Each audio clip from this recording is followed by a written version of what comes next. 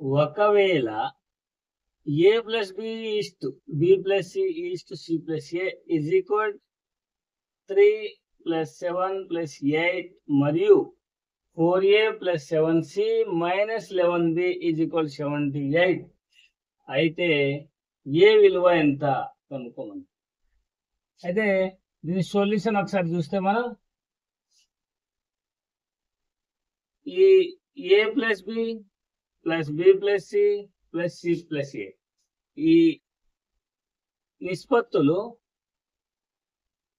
ఈ 3:7:8 ఈ నిష్పత్తులుకి సమానం. కాబట్టి మనం ఏం చేయాలంటే ఇవి రాశులు, ఒకటో రాశి, రెండో రాశి, మూడో రాశి దగ్గర రాశులు, ఈ రాశి ఈ రాశికి సమానం అంటే నిష్పత్తి. కాబట్టి ఏదో ఒక పూర్ణ సంఖ్యతోటి గుణిస్తే సమానం అవుతుంది. కాబట్టి ఈ రాశి సపోజ్ a ప్లస్ b అనే రాశి 3కు సమానం అవుతుంది.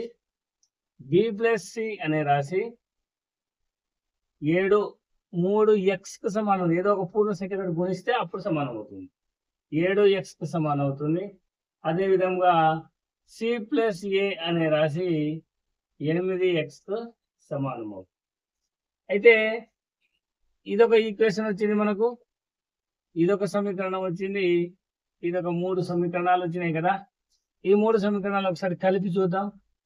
కలిపితే ఏమవుతుందంటే a plus b plus b plus c plus c plus a. పూర్వ ఈ LHS సైడ్ పదాలు మనం కలిపినప్పుడు RHS సైడ్ పదాలు కూడా కలపాలి కాబట్టి 3x plus 7x plus 8x అవుతుంది. ఇప్పుడు ఈ 2 ఏళ్ళు ఉన్నాయి కదా, 2a plus 2b plus 2c ఇది కూడా ఏమవుతుంది అంటే 18x అవుతుంది. అంటే 3, 7, 10, 8, 18x అవుతుంది. 2ను కామన్ తీసేసి a plus b plus c is equal to 18x. 2 1 2 9 18 కాబట్టి a plus b plus c is equal 9x వచ్చింది.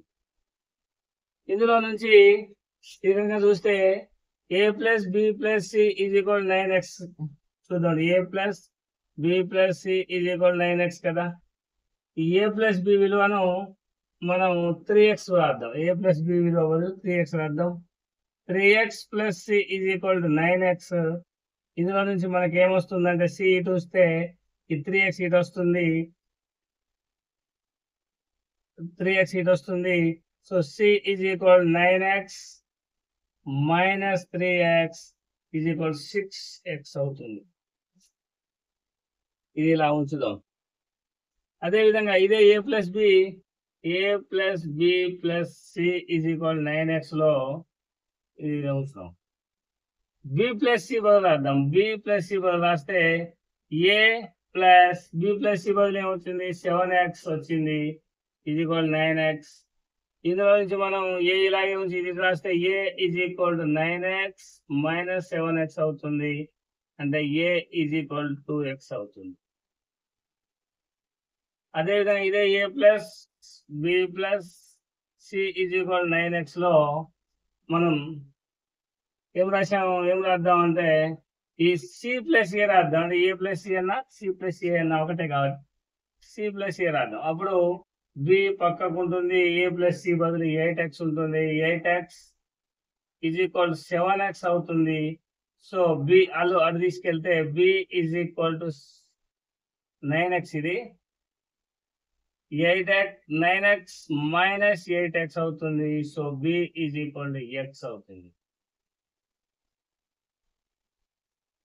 అంటే మనకు c వాల్యూ వచ్చింది 6x, a వాల్యూ వచ్చింది 2x, b వాల్యూ వచ్చింది x. దీనిని మనం ఈ సమీకరణంలో ప్రతిక్షేపిస్తాం. సమీకరణంలో ప్రతిక్షేపిస్తే 4 into a is equal to 2x plus 7 into c is equal to 6x minus 11 into b is equal to x is equal to 78 అవుతుంది. అప్పుడు 4 8x అవుతుంది ఇక్కడ, ప్లస్ 7 42x అవుతుంది, minus 11x is equal 78x.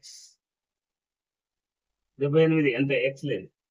ఇక చూడండి 42 plus 8 50x. ఇక్కడ మనకు తెలుసు ప్లస్ ప్లస్ ఉన్న ముందు కూడాలి, తర్వాత మైనస్ మైనస్ ఒక సైడ్ కూడిన తర్వాత ప్లస్ నుంచి మైనస్ తీసేయాలి కాబట్టి 50x minus 11x is equal 78.